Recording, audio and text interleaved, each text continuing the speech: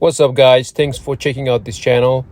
I'm a new Tesla Model 3 owner, and I've been making short videos to share my experience about this car.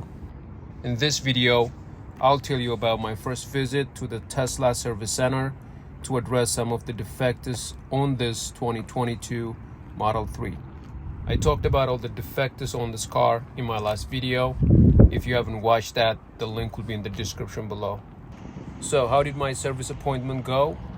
Did Tesla fix all the problems? I'll answer these questions in this video.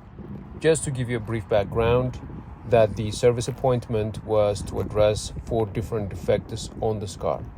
All of these defects are on the exterior trim of the car. When I did my pre-delivery inspections, I found 2 of these defects and showed it to the Tesla agent. The agent told me not to worry about them because they were minor defects and they will take care of them.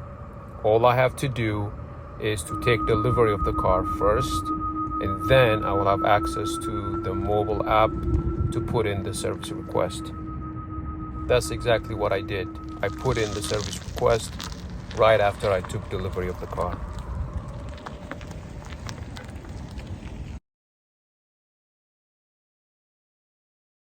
Submitting a service request is very simple.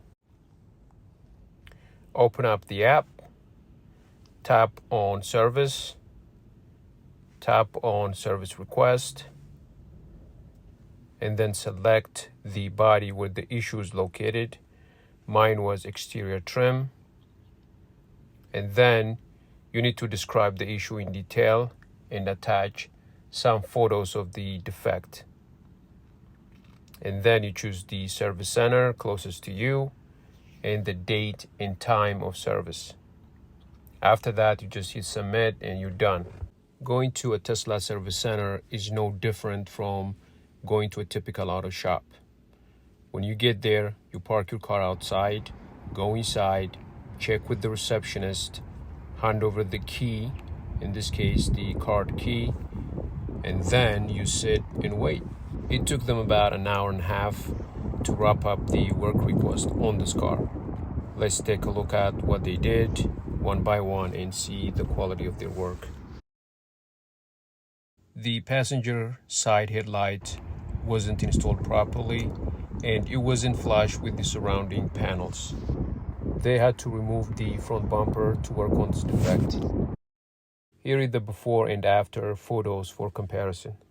It might not be obvious in these photos, but the passenger side headlight is now flush with the housing panels, and it looks very similar to the driver's side headlight. So the technician did a pretty good job fixing this defect.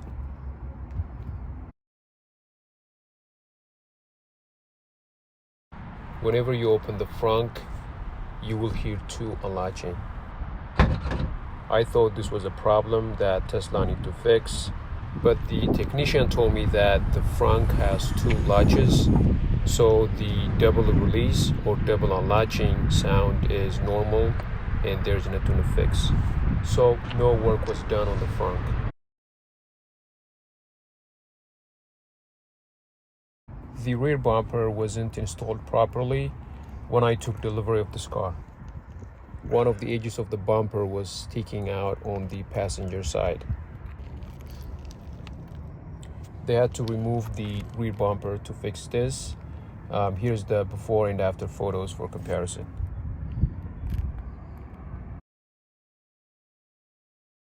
Now the rear bumper looks good and it is much better than what it was before.